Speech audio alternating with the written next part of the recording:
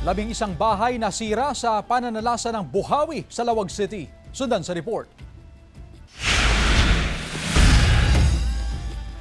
Nanalasa ang buhawi sa Barangay Kawakan, Lawag City kahapon ng umaga. 11 bahay ang nasira. May mga natanggalan ng yero at nabasag na pintuan. May mga puno ring natumba at nabagsakan ang ilang linya ng kuryente. Unang dumaan ang malakas na hangin malapit sa paaralan hanggang sa tumama sa mga kabahayan. Agad namang nagsagawa ng clearing operations ang lokal na pamahalaan. Inaalam pa ang kabuuang danyos ng buhawi.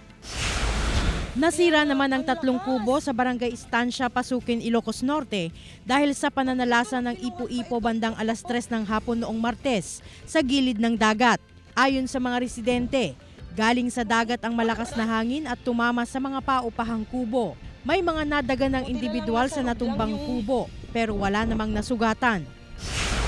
Binayo naman ng malalakas na pag-ulan ang bayan ng Burgos sa Ilocos Norte ngayong araw. Halos mag-zero visibility ang kalsada dahil sa lakas ng ulan at hangin. Nahirapan sa pagmamaneho ang ilang motorista. Pagkulog at pagkidlat naman ang naranasan sa Lawag City kagabi. Nagdulot ito ng takot sa ilang residente. Bukod sa pagkulog at pagkidlat, nakaranas din ng malalakas na pag-ulan. Patuloy na paalala ng otoridad na manatiling alerto sa lagay ng panahon, lalo na ngayong tag-ulan. Glam Kalikdan, D-Zone, 1 North Central Luzon.